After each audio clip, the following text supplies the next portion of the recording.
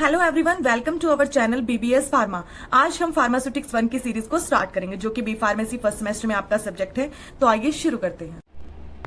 आज का हमारा टॉपिक है historical background and development of profession of pharmacy. अब हम बात करें फार्मेसी की, तो फार्मेसी जो वर्ड है वो डिराइव हुआ था, एक ग्रीक वर्ड से आया, फार्माकोन। फार्माकोन यानी जिसका मतलब है ड्रग या फिर मेडिसिन। बात करें फार्मेसी होता क्या, तो pharmacy is the science and practice of discovering, producing, preparing, dispensing of medical drugs. यानी कि फार्मेसी वो साइंस है जिसमें हम किसी भी मेडिसिनल ड्रग को डिस्कवर करते हैं, उसकी प्रिपरेशन करते हैं, देन उसको डिस्पेंस करते हैं। तो ये सब क्या है, फार्मेसी के अंदर इंक्लूड होता है। फार्मेसी जो वर्क करता है ये देखता है कि सेफ्टी और इफेक्टिवनेस किसी भी ड्रग्स की, कि जो ड्रग यूज की जा रही हैं वो सेफ हैं या नहीं, इफेक्टिव हैं या नहीं।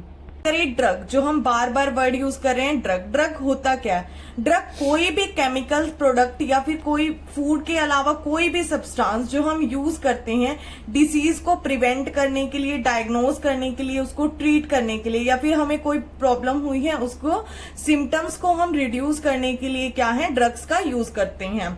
फार्मासिस्ट एक क्वालिफाइड पर्सन होता है या हेल्थ केयर प्रोफेशनल है जो कि पीसीआई में रजिस्टर्ड होता है और फुली एजुकेटेड होता है, उसको पूरी नॉलेज होती है फार्मेसी के बारे में, ड्रग्स के बारे में। तो वो पर्सन है जो है फार्मासिस्ट है। फार्मास्यूटिक्स, फार्मास्यूटिक्स क्या है? इसको हम science of doses form design भी कहते हैं। ये एक ब्रांच है फार्मेसी की जो डील करता है किसी भी नए केमिकल प्रोडक्ट को या फिर किसी पुराने ड्रग को एक डोजेज फॉर्म में कन्वर्ट करता है। डोजेज फॉर्म यानी कि कोई भी टैबलेट, कैप्सूल या फिर सिरप, सॉल्यूशन, किसी भी फॉर्म में वो ट्रांसलेट कर देता है। तो it is the branch of pharmacy which deals with the process of turning the new chemical entity और old drugs into dosage form to be used safety by patient. यानी कि जो डोजेज फॉर्म बनेगी वो सेफ होनी चाहिए patient के लिए। ये क्या है, प्रिपरेशन, मैन्युफैक्चरिंग, इवैल्यूएशन और पैकेजिंग ऑफ डोजेज फॉर्म के साथ काम करता है। का मतलब फार्मास्यूटिक्स जो है वो डोजेज फॉर्म की स्टार्टिंग से लेके एंडिंग तक, यानी कि प्रिपरेशन से लेके पैकेजिंग तक काम करता है। जो फादर ऑफ फार्मेसी हैं वो है professor William Procter. Symbol of pharmacy, bowl of Hygieia जो है उसके साथ एक स्नेक है जो ये दिखाई दे रहा है, इसको बोलते हैं एस्क्लेपियस। ये है सिंबल ऑफ फार्मेसी। जो स्नेक है ये रिप्रेजेंट करता है एस्क्लेपियस को जो कि गॉड ऑफ मेडिसिन है, और इन्हीं की डॉटर है हाइजिया जिसके नाम से ये सिंबल है, बाउल ऑफ हाइजिया।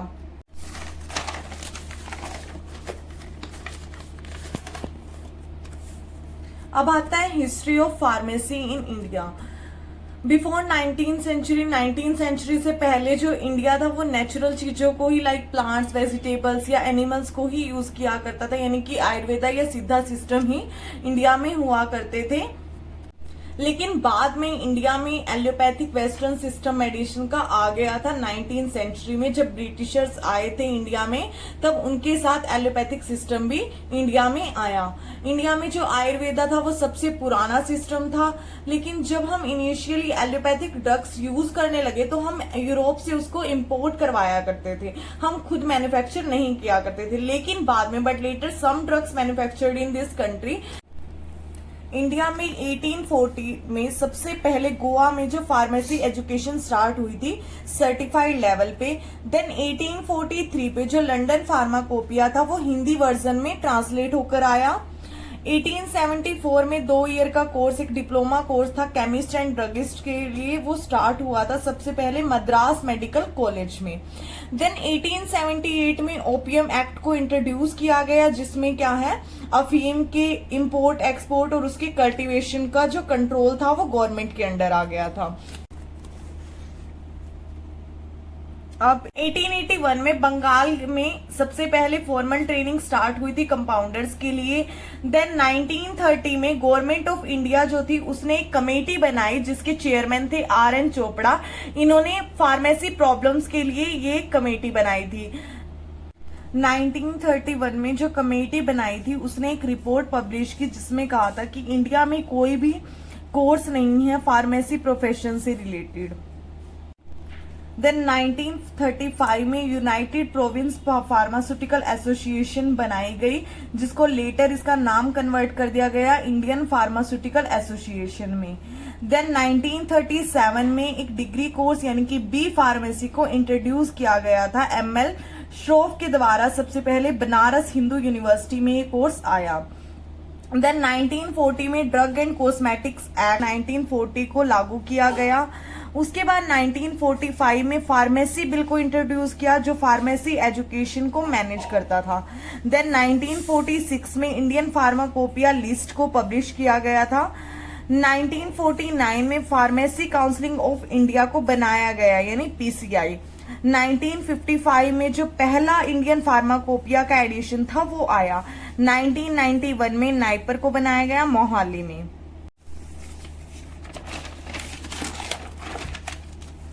नेक्स्ट हम बात करें तो एवोल्यूशन या फिर हिस्ट्री ऑफ फार्मेसी, इसको 5 एरा में डिवाइड किया गया है। Ancient era, empire era, industrialization, patient care era, biotechnology and genetic engineering era. बात करें एंशिएंट एरा की तो ये 1600 AD में शुरू हुआ था। इन एनिसेंट टाइम में क्या था, नेचुरल सोर्सेज को हम ड्रग की तरह यूज किया करते थे। जो एक्सपेरिमेंटल पर्सन थे वो लीव्स या फिर कोल्ड वाटर का यूज किया करते थे to stop bleeding and heal wound, bleeding को स्टॉप करने के लिए और जख्मों को हील करने के लिए। In Babylonia earliest record of practice of pharmacy was keeped by pharmacist and physician. जो बेबीलोनिया के समय में क्या था कि प्रैक्टिस और जो फार्मेसी का रिकॉर्ड था वो सब फार्मासिस्ट या फिजिशियन के पास रहा करता था, जिससे क्या है साइंस ऑफ ड्रग्स, फार्मेसी और मेडिसिन की स्टार्टिंग हुई, बिगिनिंग यहीं से हुई थी। फादर ऑफ मेडिसिन हिपोक्रेट्स हैं वर्ल्ड में, और इंडिया में RN Chopra father of medicine के नाम से जाने जाते हैं। 3 मेजर एडवांसेस आए थे एनिसेंट एरा के टाइम पे। द फॉर्मुलरी, इसमें क्या था, जो भी ड्रग की इंफॉर्मेशन थी वो सब एक डॉक्यूमेंट में रखी जाती थी, जो कि फार्मासिस्ट यूज किया करते थे। Documentation of knowledge of specific drug information to be use by pharmacist.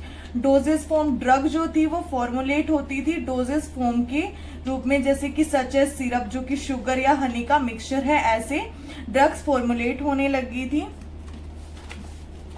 Then pharmacy shop, first pharmacy appeared in Baghdad about 8762 में। Then empire era, ये क्या था, एडवांस थोड़ा सा एनिसेंट एरा से। ये फार्माकोपिया जो था इस एरा में आ गया था, इंट्रोड्यूस हुआ। Pharmacopoeia become a regulatory tool for pharmacist. Allopathic system entry हुई थी एम्पायर एरा में। फार्माकोपिया जो है एक रिकॉर्ड है ड्रग्स का, उनके अंदर पूरा जो ड्रग्स के बारे में सारी इंफॉर्मेशन होती है फार्माकोपिया में। इसमें क्या है, testing of drugs and their effect on body started in this era. Empire era में क्या हुआ था कि ड्रग के टेस्ट और उसके क्या क्या इफेक्ट आएंगे बॉडी पे, ये सब टेस्ट होने शुरू हुए। प्लांट टेक्सोनोमी के बारे में जानना शुरू किया। कंट्रोल जो था वो सारा का सारा गवर्नमेंट के हाथ में आ गया। विलियम प्रोक्टर थे, वो इसी एरा में थे, जो फादर ऑफ फार्मेसी है। उन्होंने ज्यादातर अपनी लाइफ क्या थी, एडवांसमेंट ऑफ फार्मेसी में निकाली, यानी कि फार्मेसी को ज्यादा एडवांस बनाने के लिए उन्होंने अपनी लाइफ कंट्रीब्यूट की। देन इंडस्ट्रियलाइजेशन एरा, ये एरा था 1940 से लेकर 1970 के बीच में। ये वार के टाइम में जब युद्ध हो रहा था उस टाइम ये एरा आया। ज्यादातर लोग इंजर्ड हुए, इलनेस हुई, ज्यादा बीमारियां आई, तो उस हिसाब से ड्रग्स की जरूरत ज्यादा होने लगी। More people needed drug for injury and illness due to war. So जो मास प्रोडक्शन था मेडिसिन का वो इंक्रीज हो गया, यानी कि जो मेडिसिन थी वो ज्यादा बननी शुरू हुई। साइंटिफिक रिसर्च ग्रो करने लगी इंडस्ट्रियल एरा में, यानी कि जो साइंटिफिक रिसर्च भी ज्यादा बढ़ गई थी क्योंकि ज्यादा लोगों को दवाइयों की नीड थी। ड्यू टू ऑल रिसर्च, इस रिसर्च की वजह से क्या हुआ कि जो many new drugs were found, बहुत सारी नई ड्रग्स फाउंड हुई। पेशेंट केयर एरा, ये था 1970 से स्टार्ट हुआ था और अब तक पेशेंट केयर एरा चल रहा है। The research were focused on develop new medicine with lower side effect. इसमें क्या है, नई नई ड्रग्स को बनाया जाता है जिनके साइड इफेक्ट कम से कम हो, और स्टडी करते हैं हम मल्टीपल ड्रग इंटरेक्शन की, कि ड्रग का ड्रग के साथ क्या इंटरेक्शन होगी, ड्रग फूड के साथ इंटरेक्ट करके क्या करेगा, ये सब कुछ हम पेशेंट केयर एरा में डिस्कस करते हैं। फार्मासिस्ट जो है वो ज्यादा इंपॉर्टेंट रोल प्ले करने लगे पेशेंट एजुकेशन में। इससे पहले फार्मासिस्ट का इतना रोल नहीं होता था। Pharmacist began to take more hands on their role in patient education.